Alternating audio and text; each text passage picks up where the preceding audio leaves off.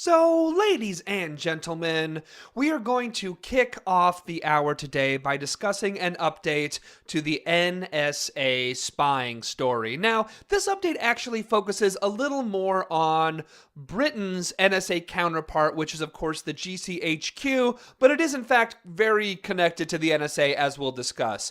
These revelations, of course, come from, again, documents provided by NSA whistleblower Edward Snowden. The latest is a report from Spencer Ackerman and James Ball for The Guardian. Reading from The Guardian, quote, Britain's surveillance agency GCHQ, with aid from the U.S. National Security Agency, intercepted and stored the webcam images of millions of internet users not suspected of wrongdoing, secret documents reveal.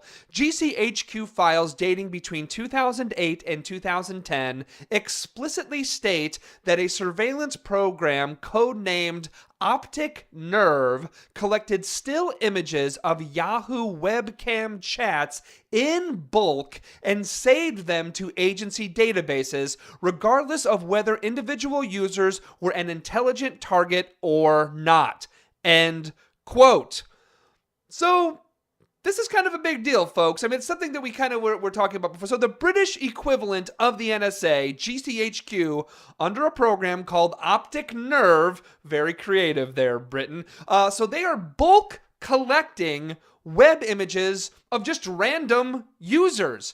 How many users are we talking about here? Well, let's go back to the Guardian article. Reading from the Guardian again, quote, in one 6-month period in 2008 alone, the agency collected webcam imagery, including substantial quantities of sexually explicit communications from more than 1.8 million Yahoo user accounts globally. End quote.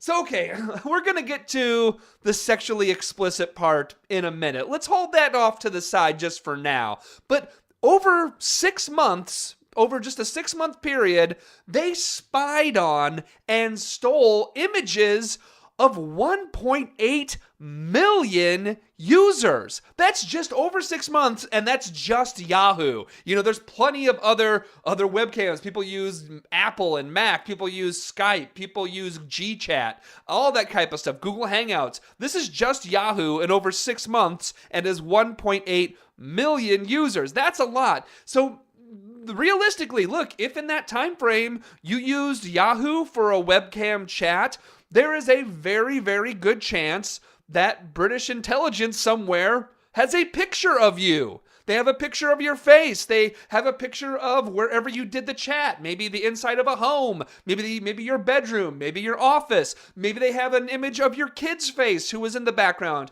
Maybe your kid was chatting with somebody. Maybe they have an image of your kid. Maybe they very well might have a picture of what you're wearing, or even more so, what you weren't wearing.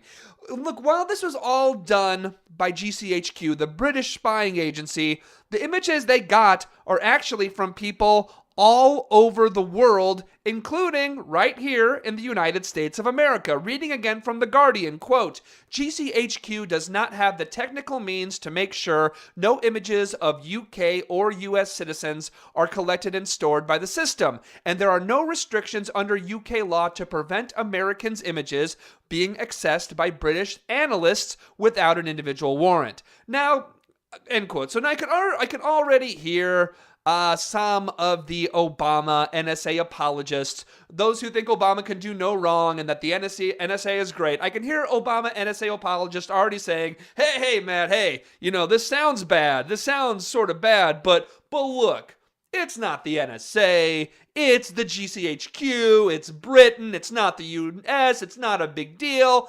But to say that, and if you are thinking that, frankly, you are willfully ignoring just how close and intertwined the NSA and GCHQ are and how they work together and how they share intelligence. You're also ignoring a couple of other very, very large facts.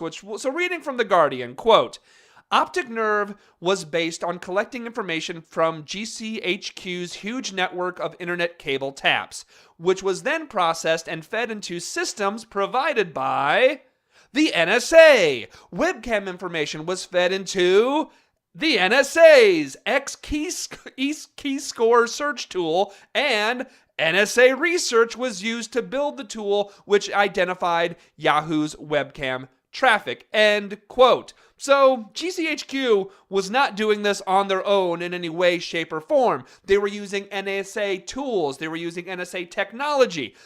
At the bare minimum, that's what happened. But that's not all. Going back to the Guardian article, quote, "It is not fully clear from the documents how much access the NSA has to the Yahoo webcam trove itself, though all of the policy documents were available to NSA analysts through their routine information sharing." End quote. Now I'm going to read that little bit again. Again, this is just specifically for all the President Obama and NSA apologists. Read that part again. All of the policy documents were available to NSA analysts through their routine information sharing.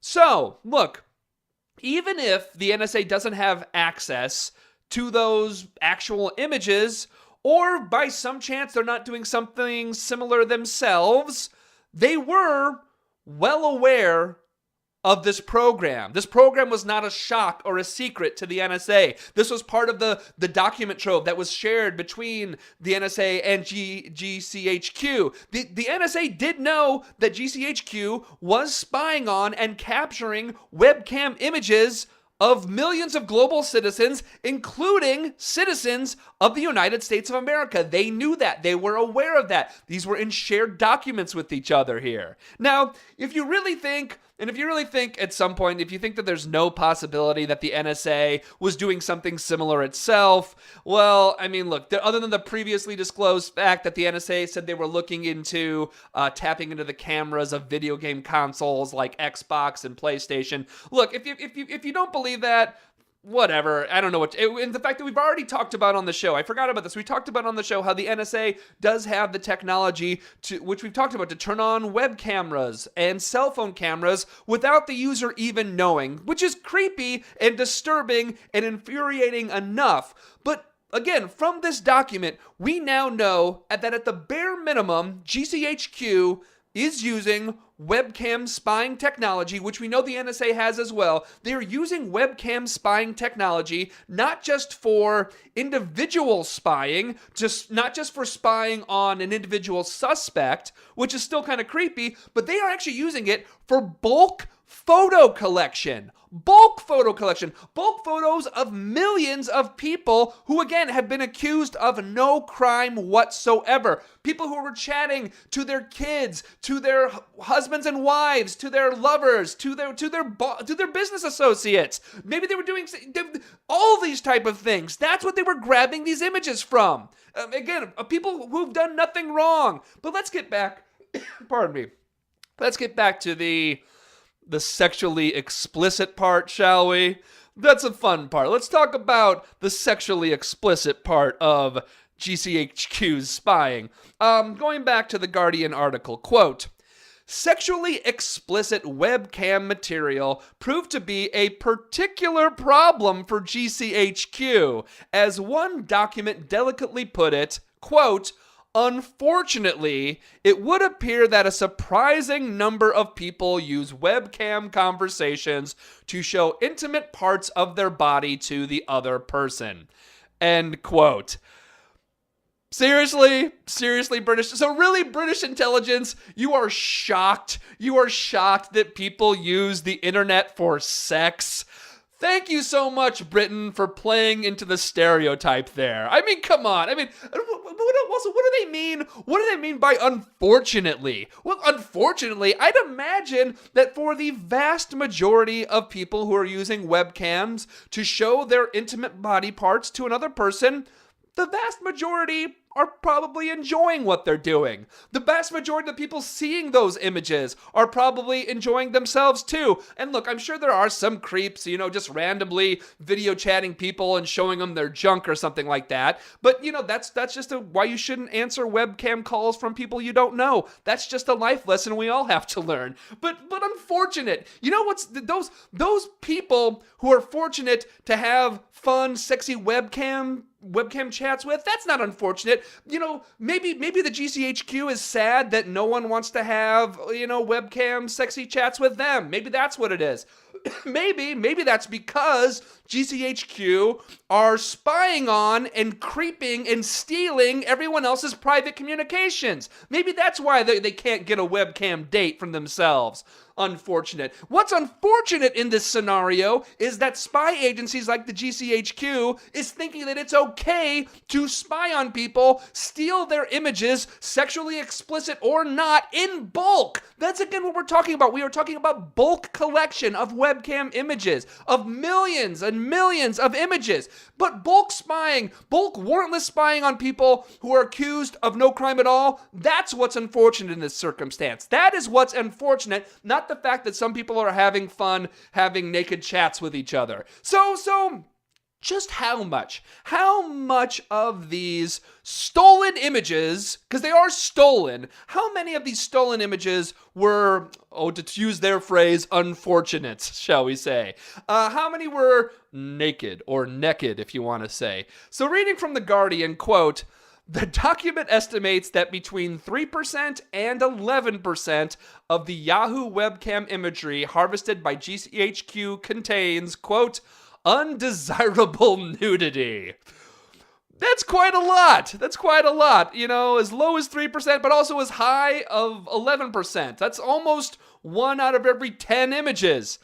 Which, frankly, knowing the internet, that number seems a little low to me, but fine. But let's get back to their language again.